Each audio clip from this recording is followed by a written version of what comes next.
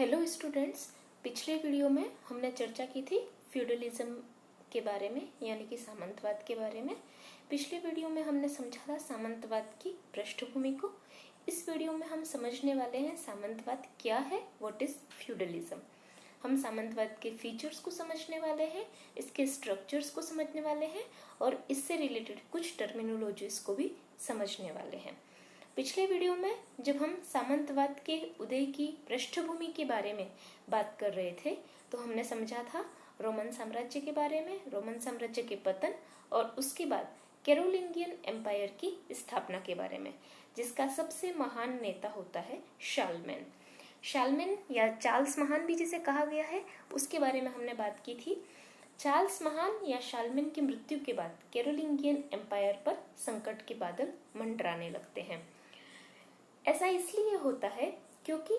Charlemagne की मृत्यु के बाद उसकी तरह कोई योग्य उत्तराधिकारी नहीं होता है और इसके साथ ही एक और समस्या यह होती है कि कैरोलिंगियन लॉ जो होता है, इस साम्राज्य का जो कानून होता है, उसमें प्राइमोजेनिचर यानी कि ज्येष्ठ पुत्र को ही उत्तराधिकारी बनाने का नियम नहीं होता है। शार्लमेन की मृत्यु जब होती है 814 ईस्वी में, तो उस समय तो उसका एक ही पुत्र होता है, लुइस। तो उस समय उत्तराधिकारी की समस्या खड़ी नहीं होती है, लेकिन लुइस के 3 बेटे होते हैं। तो इस कारण से जब लुइस की मृत्यु होती है तो तीनों समान रूप से साम्राज्य के उत्तराधिकारी बन जाते हैं और यही वजह रहती है कि कैरोलिंगियन एम्पायर जो है वो 3 भागों में डिवाइड हो जाता है। यहाँ पे हम लेफ्ट हैंड साइड में यूरोप का एक मैप देख पा रहे हैं और इस मैप में हम 3 अलग अलग कलर्स में हाईलाइटेड एरियाज देख पा रहे हैं जो कि कैरोलिंगियन एम्पायर के डिवीजन को शो कर रहा है।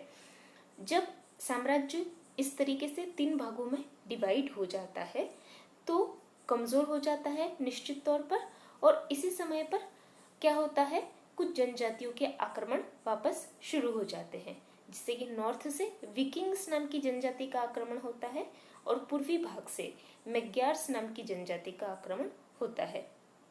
क्योंकि इस समय पर सेंट्रल अथॉरिटी जो है वो कमजोर हो चुकी है तो इन आक्रमणों का सामना नहीं कर पाती है। तो किसान या लोग जो हैं वो प्रोटेक्शन की चाह में, प्रोटेक्शन की सुरक्षा में अपने लैंडलॉर्ड्स के पास जाते हैं, यानी कि जमींदार एक तरीके से जिनको हम कह सकते हैं। और इस तरीके के माहौल में ही फ्यूडल सिस्टम यानी कि सामंतवादी प्रथा की, सामंतवादी व्यवस्था की उत्पत्ति होती है। लैंडलॉर्ड्स की कैटेगरी के बारे में जब हम बात कर रहे हैं तो हम समझ लेते हैं कि शार्लमेन के समय से ही, क्योंकि शार्लमेन का साम्राज्य बहुत ज्यादा विशाल था, तो उसके समय से ही उसके द्वारा युद्ध अभियानों में जो लोग सहायता देते थे उनको जमीन का कुछ निश्चित भूभाग प्रदान किया जाता था और जमीन के उन टुकड़ों को अलग अलग नामों से जाना जाता था, जैसे डची, काउंटी, मार्क्स, और इनको जो धारण करने वाले अधिकारी थे उनको काउंट, ड्यूक, मार्क्विस जैसी उपाधियां दी जाती थी। इस कारण से ये लैंडलॉर्ड्स ऑलरेडी एग्जिस्टेंस में थे और जब सेंट्रल पावर कमजोर हुआ तो इन लैंडलॉर्ड्स का पावर इंक्रीज होने लगा, और लैंडलॉर्ड्स का पावर जब इंक्रीज होने लगा तो एक नए प्रकार के सिस्टम यानी कि फ्यूडल सिस्टम की उत्पत्ति, उसका ओरिजिन जो है वो हम यूरोप के इतिहास में देख पाते हैं। अब हम बात करते हैं फ्यूडलिज्म क्या है। जैसा कि हमने समझा कि इस तरीके के अराजकता भरे माहौल में जहाँ पे सेंट्रल पावर जो है वो बिल्कुल कमजोर हो चुका है, एक तरीके का सिविल वॉर छुड़ा हुआ है क्योंकि डिवीजन हो गया है एम्पायर का, इन्वेजन हो रहा है, आक्रमण हो रहा है, और इन सब कारणों की वजह से इकोनॉमी जो है वो स्टेगनेंट हो गई है, यानी कि अर्थव्यवस्था बिल्कुल ही एक तरीके से रुक गई है। तो ऐसी परिस्थितियों में फ्यूडलिज्म यानी कि सामंतवादी व्यवस्था का उदय होता है। अब फ्यूडलिज्म क्या है इससे समझ लेते हैं। फ्यूडलिज्म क्योंकि ये एक तरीके की ऐसी व्यवस्था है जो कि कैरोलिंगियन एम्पायर के पतनशील होने के समय पर लगभग 9वीं शताब्दी ईस्वी से यूरोप में इमर्ज होने लगती है। तो एक बहुत ही एक कॉम्प्लिकेटेड सेट ऑफ सिस्टम है जिसकी परिभाषा देना थोड़ा सा मुश्किल है, लेकिन फिर भी आइए हम इसे समझने की कोशिश करते हैं। फ्यूडलिज्म भूमि पर बेस्ड एक व्यवस्था है, लैंड पर बेस्ड एक व्यवस्था है। इस व्यवस्था में 2 चीजें बहुत ही ज्यादा महत्वपूर्ण है, एक तो है ऑब्लिगेशन और दूसरा है लैंड। ऑब्लिगेशन इस तरीके से, ऑब्लिगेशन यानी कि हर इस फ्यूडल स्ट्रक्चर में हर पद सोपान पर या हर स्टेज पर जो व्यक्ति है या जो अधिकारी है वो अपने ऊपर की स्टेज वालों के लिए एक तरीके से ऑब्लाइज्ड है, या तो वो टैक्स देने के लिए ऑब्लाइज्ड है या फिर वो किसी प्रकार के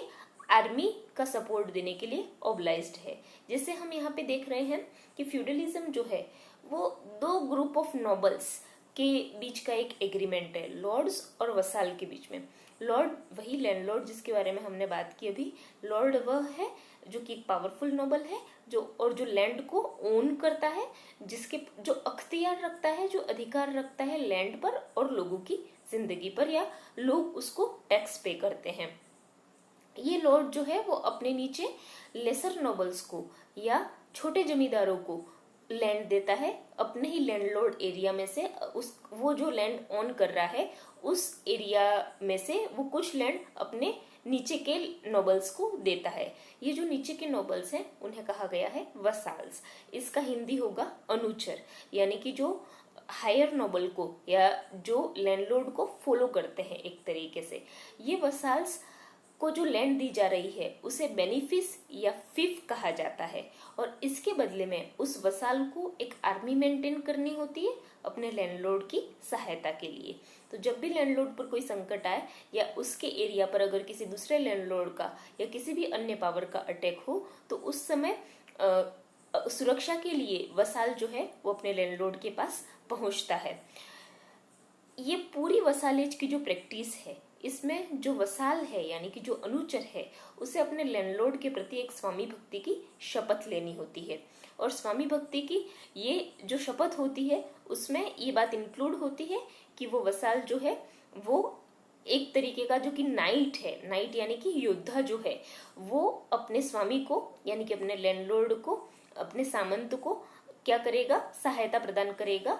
आक्रमण की दशा में या किसी भी प्रकार के प्रॉब्लम होने की कंडीशन में।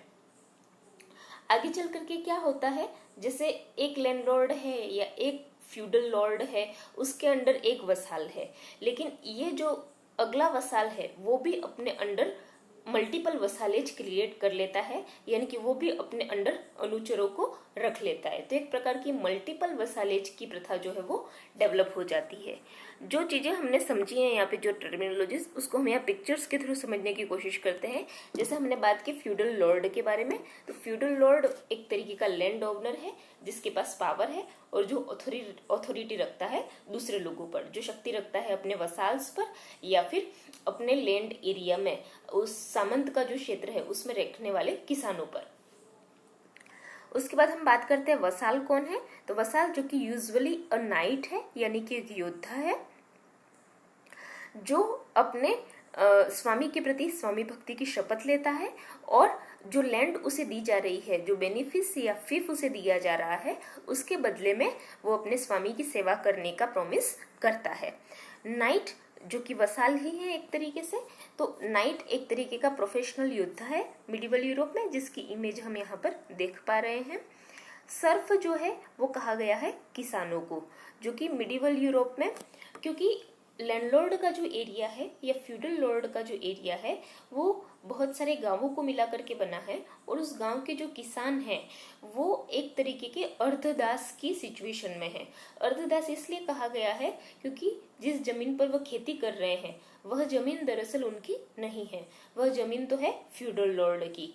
और उनके साथ एक कंडीशन ये भी है कि उस जमीन को छोड़ करके वो नहीं जा सकते हैं, वो उस जमीन से बंधे हुए हैं, और उस जमीन पर खेती करने के लिए उन्हें एक निश्चित टैक्स जो है वो अपने फ्यूडल लॉर्ड को देना है। और टैक्स के अलावा भी फ्यूडल लॉर्ड के घरेलू काम जो हैं या अन्य तरीके के जो टैक्सेस हैं, सिर्फ उसे प्रोडक्शन का टैक्स या जो फसल पैदा हो रही है उसका टैक्स ही नहीं पे करना है, बल्कि फ्यूडल लॉर्ड का जो एरिया है उसमें जिस भी तरीके की सुविधाएं हैं जिनका वो उपभोग कर रहा है, चाहे वो अगर कोई जलाशय है या फिर अगर कोई पुल टूल है या फिर और भी किसी तरीके की, जैसे ब्रेड बनाने की कोई मशीन है, या जिन जिन चीजों का वो उपयोग कर रहा है उन सब के लिए उसे टैक्स देना है, और वो उस एरिया से बंधा हुआ है, उस एरिया को वो छोड़ करके नहीं जा सकता है। तो इसलिए उसकी जो सिचुएशन है वो एक गुलाम की तरह है, हालांकि वो पूरी तरीके से गुलाम नहीं है। तो इसलिए उसे अर्धदास यानी कि सर्फ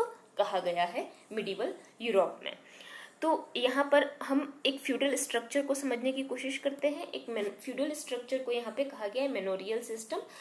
फ्यूडल लॉर्ड का जो एरिया है उसे मैनर कहा जाता था, और ये जो पूरा सिस्टम है उसे मैनोरियल सिस्टम कहा गया है। जिस यहाँ पर हम स्क्रीन पर देख पा रहे हैं, सबसे टॉप पर मैनोरियल सिस्टम के है किंग, और इस किंग के अंडर जो है फ्यूडल लॉर्ड्स हैं। फ्यूडल लॉर्ड्स दो प्रकार के हैं, एक तो जो लैंडलॉर्ड्स हैं, नोबल्स हैं, और दूसरे हैं चर्च ऑफिशियल्स, क्योंकि राजा के द्वारा फ्यूडल लॉर्ड्स के साथ साथ चर्च के जो अधिकारी हैं, बिशप या प्राइस्ट या जो भी हैं, तो उनको भी जमीन दी जाती थी, तो वो भी एक तरीके के फ्यूडल लॉर्ड थे। तो यहाँ पे दो कैटेगरी है फ्यूडल लॉर्ड की, चर्च ऑफिशियल्स और नोबल्स। इन चर्च ऑफिशियल्स और नोबल्स यानी कि फ्यूडल लॉर्ड्स के अंडर हैं नाइट्स, जिन्हें हम वसाल्स भी कहते हैं, जो कि स्वामी भक्ति की शपथ लेते हैं अपने फ्यूडल लॉर्ड के प्रति, और युद्ध के समय उसे आर्मी के द्वारा सहायता भी प्रदान करते हैं। और इन नाइट्स को जो जमीन दी जा रही है, जिसे हम बेनिफिस या फिफ के नाम से जान रहे हैं, उस जमीन पर जो पीजांट्स रह रहे हैं वो सबसे नीचे की कैटेगरी में आ रहे हैं,